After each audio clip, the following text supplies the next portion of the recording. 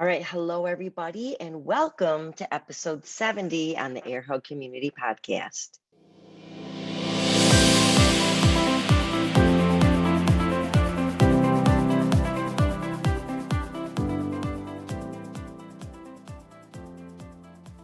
Okay, welcome back to the Air Hug Community Podcast. I'm so glad you're here today. We are talking about something that is interested me. If I could give you something, if you could grab something that would actually help your future memory and help offset the onset of Alzheimer's, would you do it? Of course you would, right?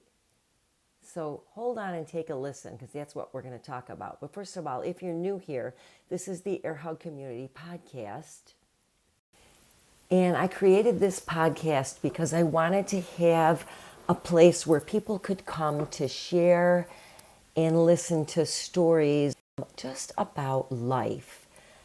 And as we get into the second half of our life, which many of our listeners are, and I am statistically, you never really know, right?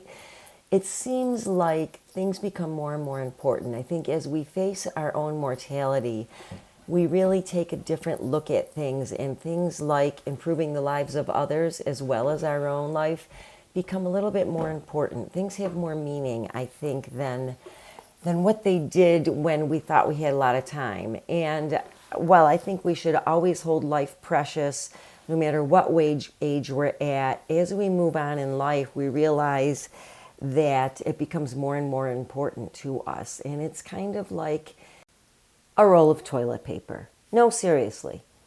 The closer you get past the middle, the faster the roll seems to disappear. And I feel like that's what's happening with time once we hit midlife. Okay, so anyways, let's get started with today's episode because, as usual, I'm super excited about the topic. I feel like it's been forever since we've done a recording here, and today it's just me. And we're in the height of the holiday season at the time of this recording. And oh boy, do you feel scatterbrained? Because I feel so scatterbrained. Like I keep walking into a room and forgetting what I came for. Then I go back out, get to whatever it was I was doing, and then I remember and go back in. And oddly enough, we're talking today about remembering. So I think you guys know I'm kind of fascinated with brain health and how our brains work and keeping our memory throughout our life and what we can do to help keep it intact or as best we can. And so I came across, read a couple of books by this person, but the author is Lisa Genova. And today I'm just going to do a quick review of her book called Remember. I'm not going to do the whole thing. By the way, she wrote another book called The XX Brain. It's all about the female brain and how we can protect it. But today we're talking about remembering in general. And boy, oh boy, I was so excited to find out that for all of us, it doesn't matter if we have Alzheimer's or not, our memories for what happened are seldom accurate. They get less and less accurate as we age, and that has nothing to do with Alzheimer's. That is a part of normal aging. So, and actually, she even talks about in this book how forgetting can actually be kind of useful. And she talks about ways where we can actually help ourselves to remember things like names. And I'm terrible at names. Are you terrible at names? I used to have this thing where I'd say to people and they'd introduce me, and right away what I would spit back their name, and that would be fine. But if I didn't do that like 3 times, I still couldn't remember that name. And as I read this book, I kind of figured out like why my method really wasn't the best method at all. But she goes on to explain how our brain does so much every day. It really is literally a miracle. If you think about what our brain does, it comprehends, it feels, it smells, it signals urges for things like chocolate and sleep, and picks up pain, helps us balance, produces language, helps us empathize with other people. It's amazing, right? And one of the most interesting things to me was I always thought that we had a memory bank. And it turns out that we don't really have an area in our brain where we have a memory bank, an actual bank where we deposit memories that we can retrieve later. We deposit our memories in the area where we are kind of where they're significant. So if a memory, like if you think of smells at the holiday, that gets put in the area of your brain where you process smells. Or if you have the sight, if it's something is visual, then that gets stored in the area of brain where things are visual. If you have a painful memory, whether physical or any other kind of pain, that gets stored in the area of your brain where pain is.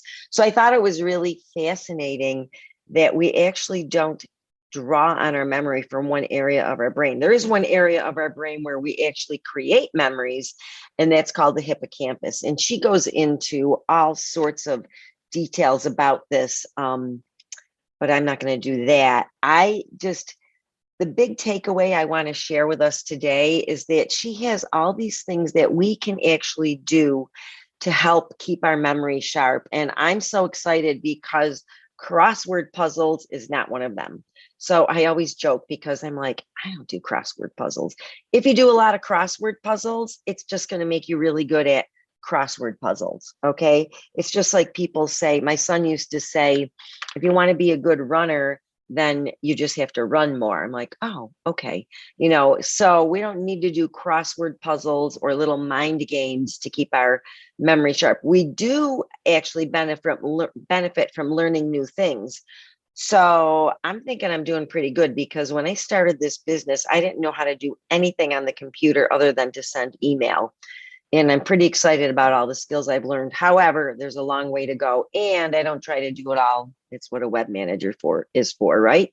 So some of these things are really obvious, and she's got a list. I'm going to talk about, I don't even know what the number is, but I'm going to go through them, and you can just I think it'll be interesting for you to just listen to, if you're driving or maybe prepping for Christmas or doing whatever, washing dishes, commuting. I don't know. These will be just fun to listen to. And then if you're really interested, you can go and probably pick up the book, or I'll put some of these. I don't know if I'm going to put them in the show notes or not. They're so, just listen and see what you think. For me, it's entertaining, but I will grab on some of these. The big reason, here's number one. The big reason that we don't store a memory is because we don't pay attention to it. And that is so me. How many times are we multitasking? And I've talked about multitasking before, because for me, it doesn't work. I have to pay attention to exactly what I'm doing. And it turns out even when I meet someone, I have to pay attention to figure out what their name is and store it as a memory. If you don't pay attention to create the memory in your hippocampus, the memory won't be created and you won't be able to retrieve it later, no matter where it came from in your brain. It has to be put somewhere, but you have to pay attention in order for that to happen.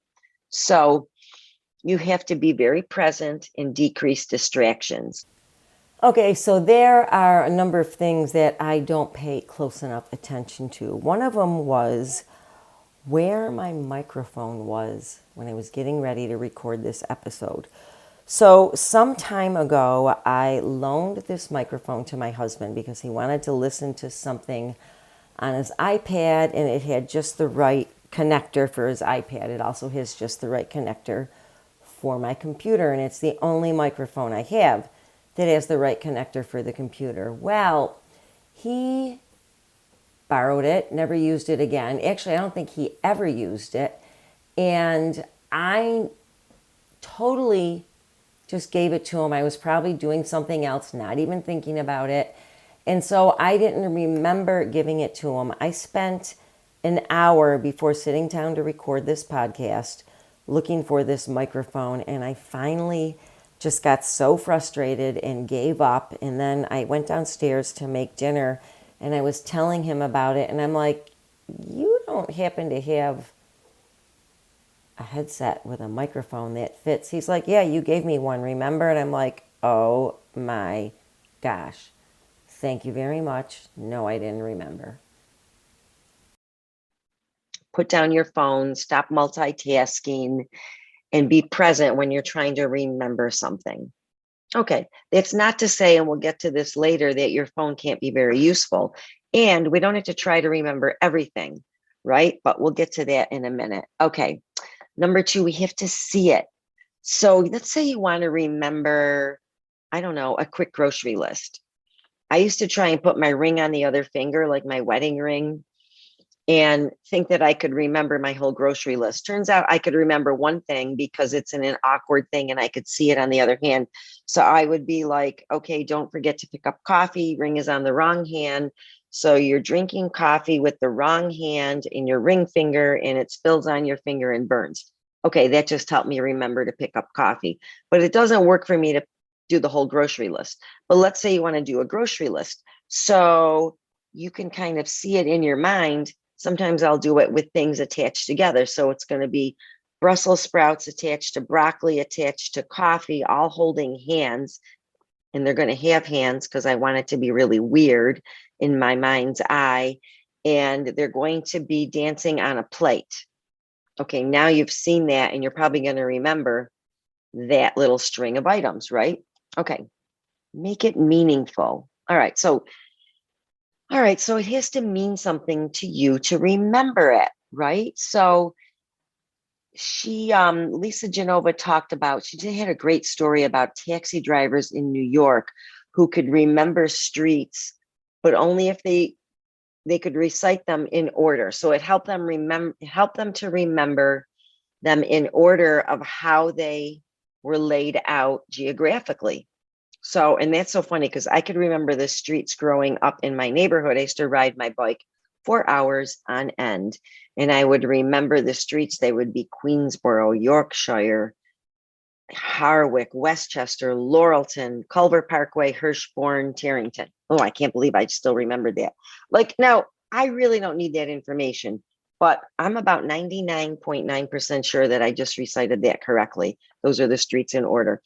But if you ask me to recite them not in order, there's no way I would be able to remember them. So it makes it meaning to me. That had meaning because, and even as I was going through reciting them, I was remembering the people who lived on those streets. So it was meaningful. All right. Number 4, use your imagination and get creative with visual imagery. So that's kind of connected a little bit to seeing it, right? So the people with the best memories, it turns out, actually have the best imagination. So if you want to make it vivid, make it goofy. Let's go back to maybe I had to remember to pick something up on the way home today. And I was like, how am I going to remember to do that? Because chances are I would get home and the minute I walked in the house, I would remember that I forgot it.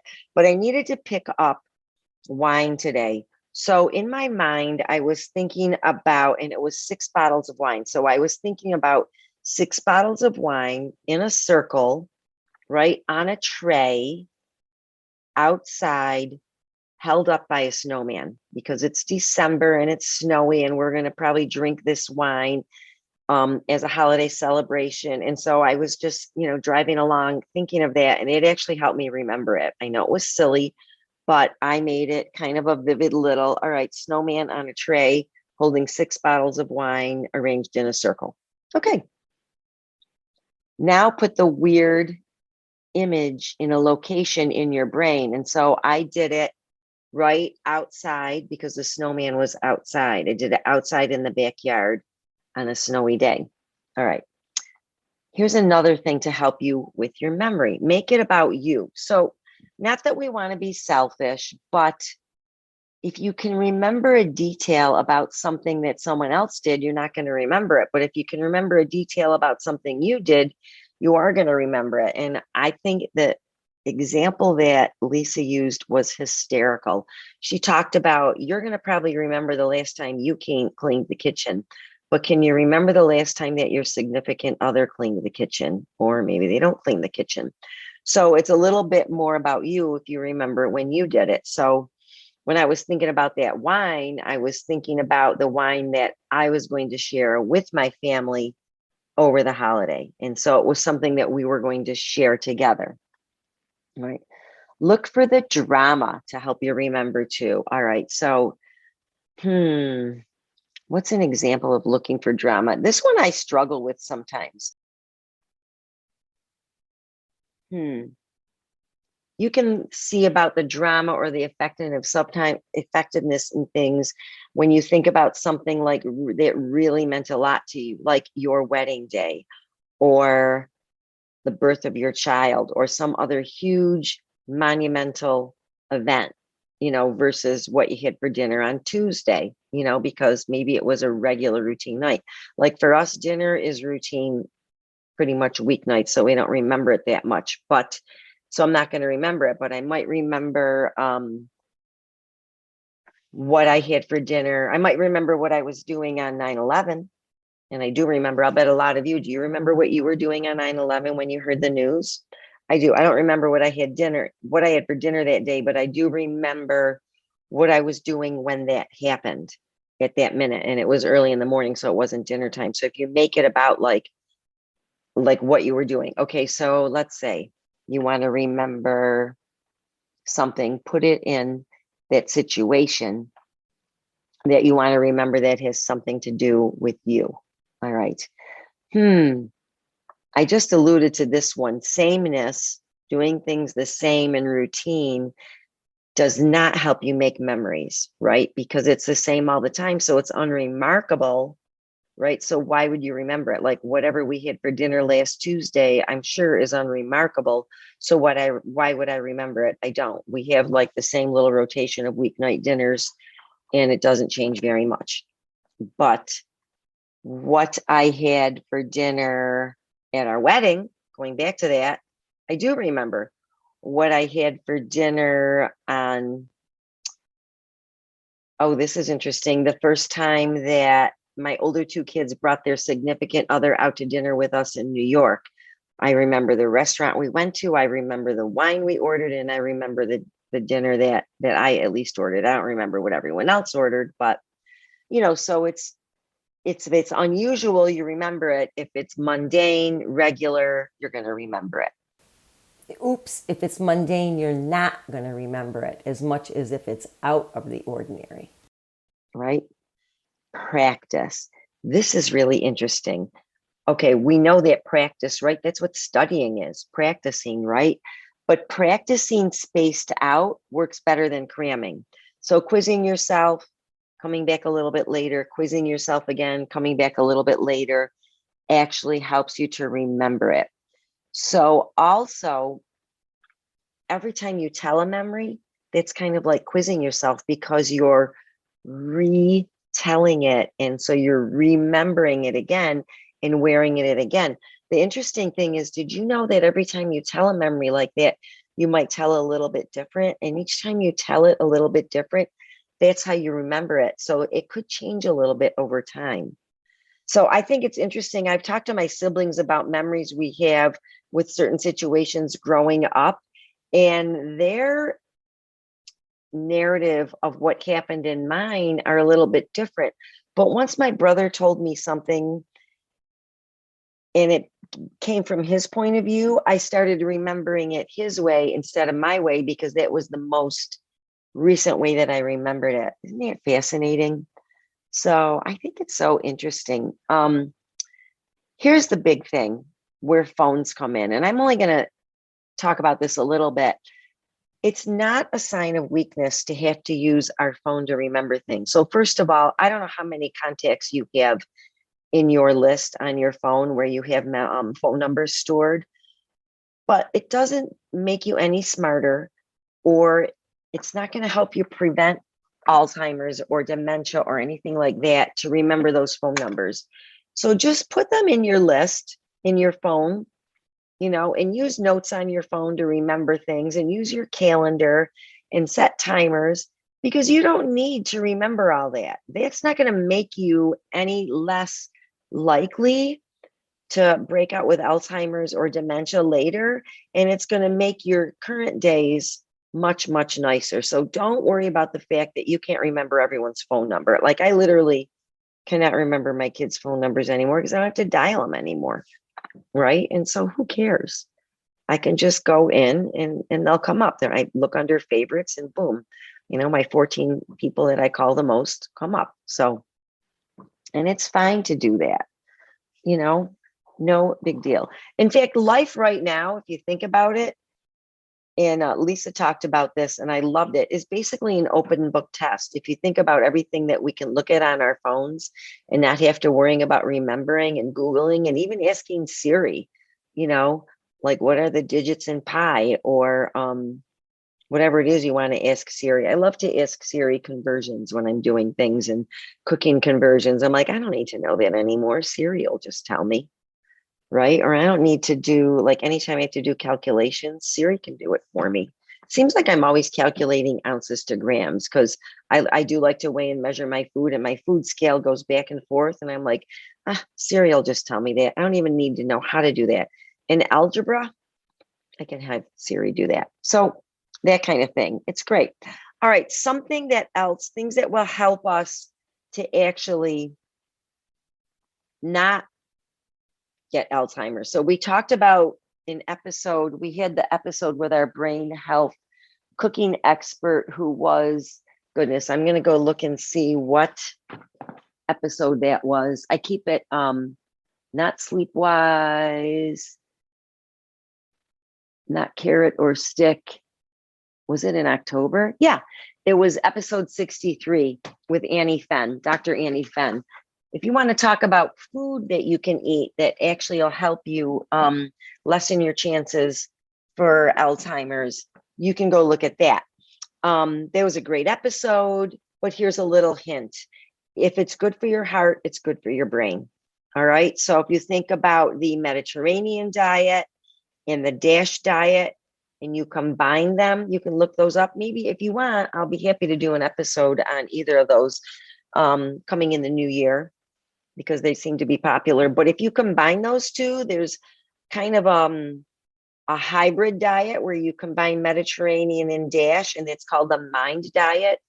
That we talked about that in episode 63. All right, what else can you do? Well, and I love this. Again, Lisa says this in her book. If you could take a pill that could actually reduce your risk of getting Alzheimer's by reducing the amount of amyloid plaques that form in your brain. And by the way, that's what happens when we get Alzheimer's, is we get these plaques in our brain. And if there was something that you could take that you knew would actually help you, you would do it, right? Now, what if I told you that it was free? Yeah. And guess what? It's all true. It's called sleep. And it's called sleeping 7 to 9 hours a night consistently.